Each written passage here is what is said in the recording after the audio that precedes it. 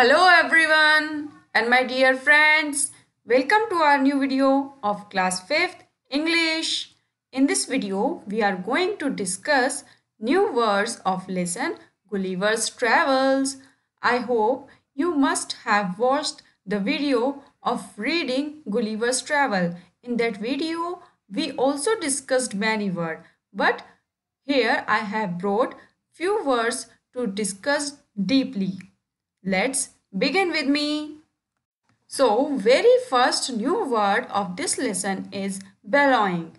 Students, please pronounce the words after me so you will be able to learn the correct pronunciation of each and every word. This word is bellowing. Spelling of the word is Bellowing,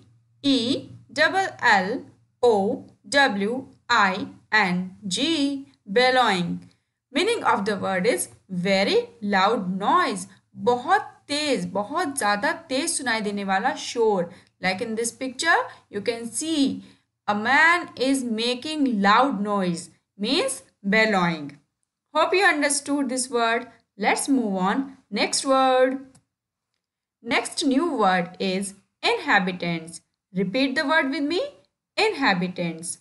Spelling of the word is INHABITANTS.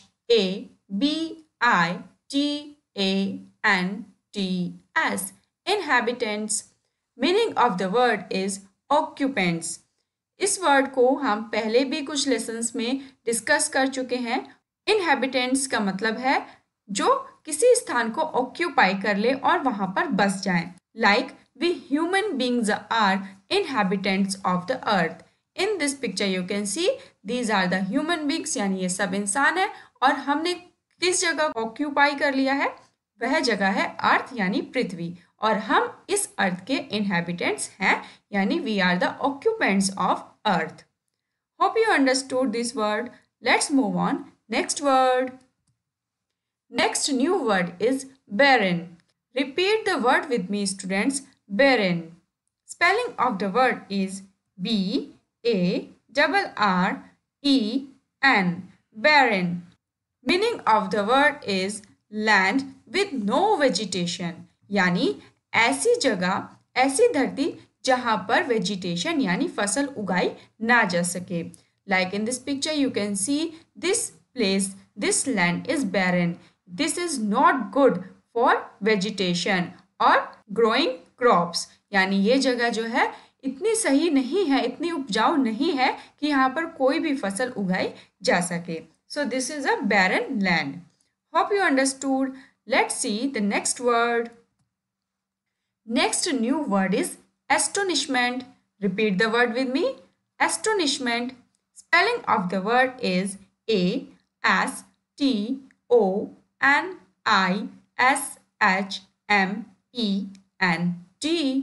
Astonishment. Meaning of the word is greatly surprised. यानी कि बहुत ज़्यादा आश्चर्यचकित हो जाना. In this picture you can see the girl is astonished. ये girl क्या है, सरप्राइज्ड हो गई है. So the meaning of word is greatly surprised, यानी बहुत ज़्यादा आश्चर्यचकित हो जाना. Hope you understood. Now let's move on the next word. Next new word is crumbled. Repeat the word crumbled. Spelling of the word is CRUMBLED.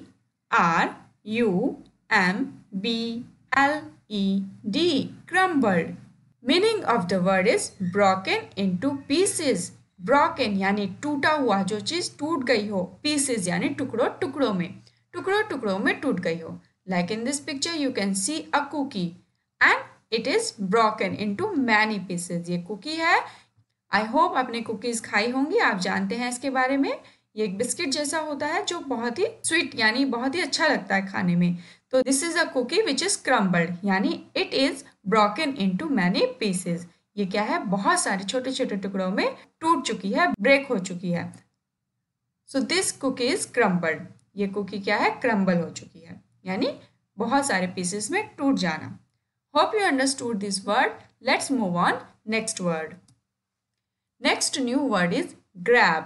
Repeat the word with me. Grab. Spelling of the word is GRAB. Grab.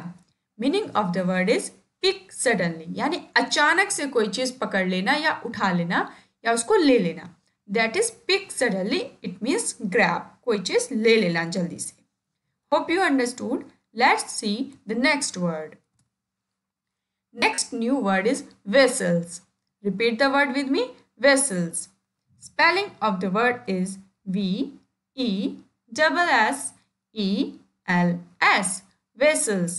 Meaning of the word is pots, यानी बर्तन. कोई भी ऐसी चीज जिसमें हम पानी या फिर कोई लिक्विड को इकट्ठा कर सके, उसमें रख सके, दैट इज वेसल. वह पोट है या फिर वेसल है, यानी बर्तन है.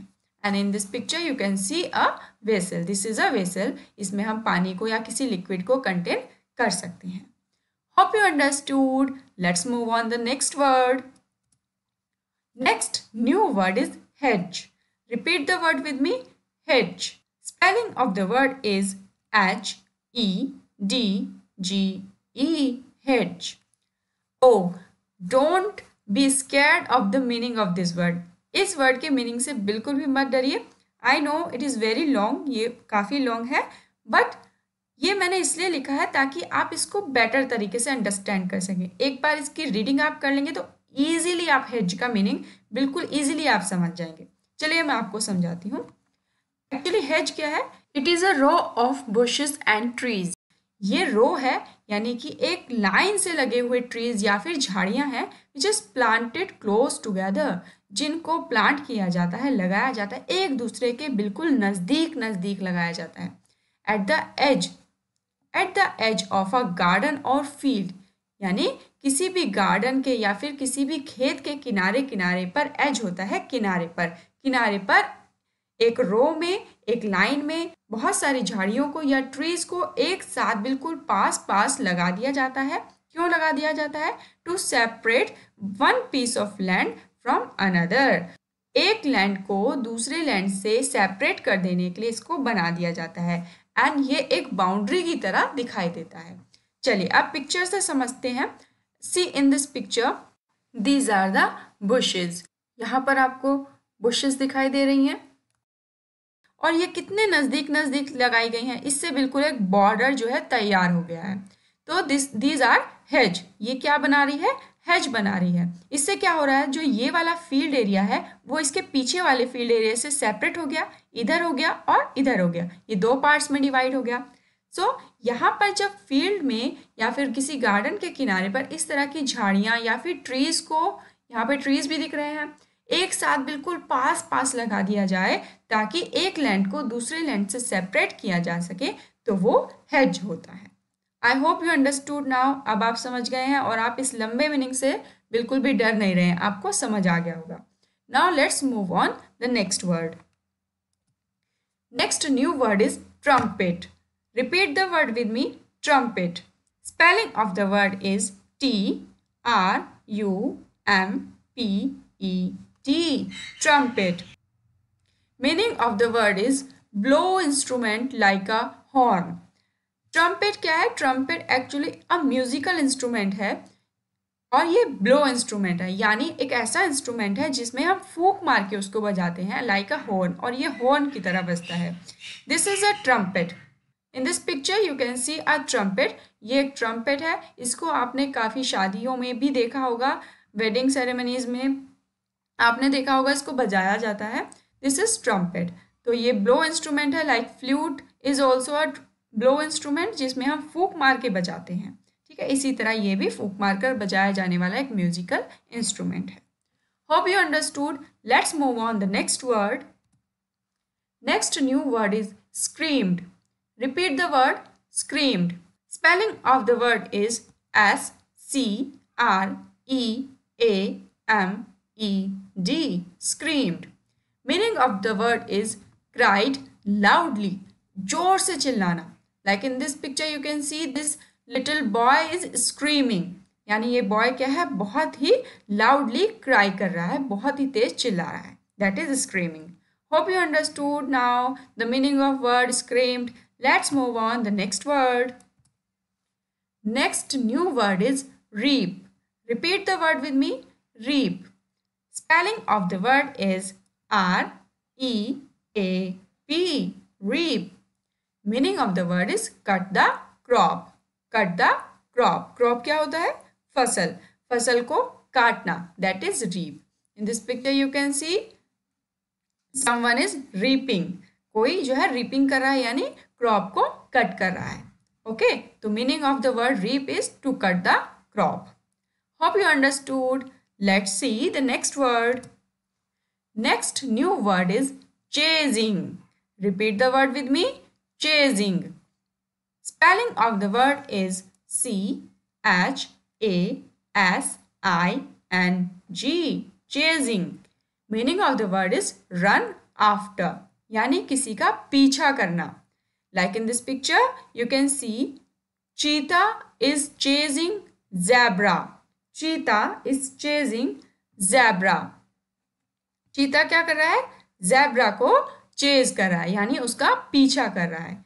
Okay, so the word chasing and the meaning of this word is run after. Hope you understood. Let's see the next word. Next new word is stroking. Repeat the word with me. Stroking. Spelling of the word is S-T-R-O-K-I-N-G.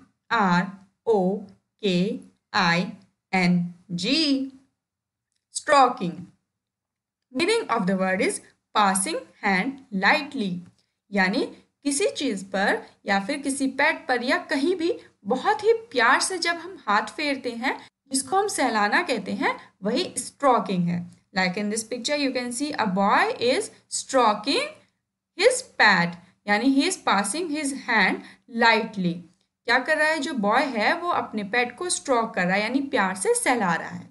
With light hand जब हम प्यार से बिल्कुल हल्के हाथ से किसी को सहलाएं तो वही स्ट्रोकिंग है. Hope you understood this word. Now my dear students, we have completed all the new words of lesson Gulliver's Travel. We have learned the words, spelling, pronunciation and meaning also. I hope you understood all the new words. Students, your today's task is to learn all the spellings of new words and meaning also and write in your copy. Thank you.